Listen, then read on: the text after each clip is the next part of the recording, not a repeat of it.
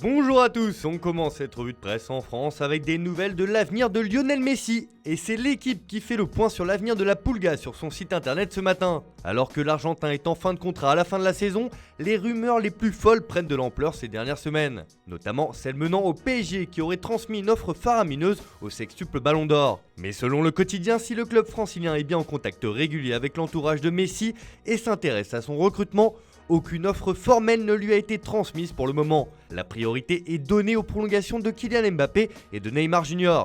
Pour le moment, la position de Lionel Messi n'a pas évolué depuis le début de la saison. Il ne veut rien savoir sur des éventuelles tractations entre ses représentants et le Barça ou d'autres clubs. Le mystère reste donc entier pour le moment.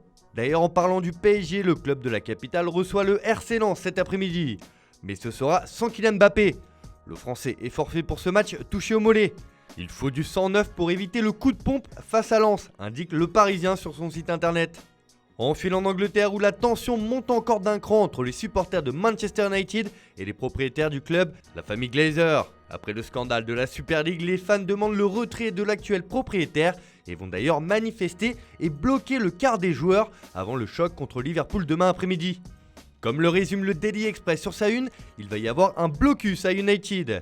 Une manière de manifester une nouvelle fois contre les Glazers et de faire entendre leur voix, estime le quotidien anglais. Une information qui fait également la une du Daily Mirror, qui indique de son côté que la fureur de la Super League va se faire entendre lors du match Manchester United-Liverpool, car les supporters menacent de bloquer les deux bus de l'équipe à Old Trafford pour demander le départ des Glazers. Enfin, de son côté, le Daily Mail revient aussi sur cette tension, mais évoque surtout le match nul de Leicester hier soir face à Southampton 1-1.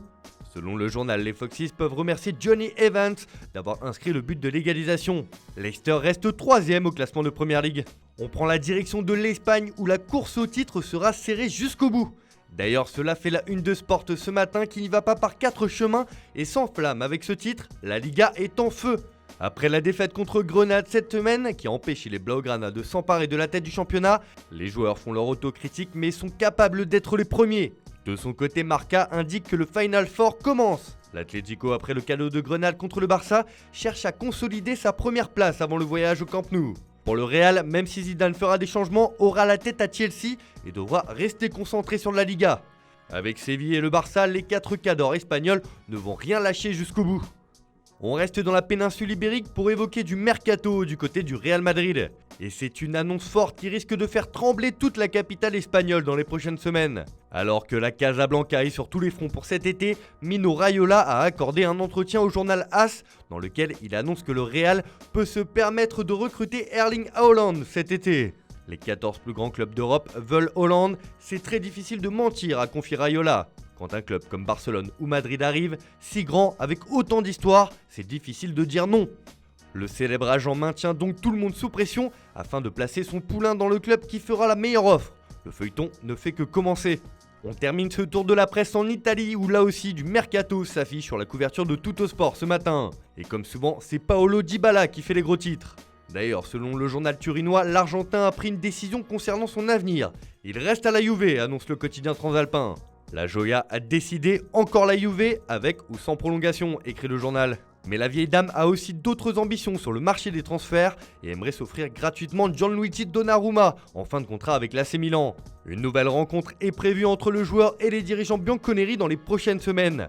Là aussi, l'avenir du gardien italien est totalement indécis. Sinon, en Serie A, l'Inter a l'occasion de se rapprocher un peu plus du titre. Et comme l'annonce la Gazzetta dello Sport, les Nerazzurri foncent vers leur 19e Scudetto. Et c'est mathématiquement possible si victoire à Crotone il y a et que l'Atalanta ne gagne pas demain. De son côté, le Corriere dello Sport parle de compléter le chef-d'œuvre pour les hommes de Conte. Voilà, c'est tout pour ce matin. Bonne journée à tous. On se retrouve dès demain pour une nouvelle vidéo sur Foot Mercato.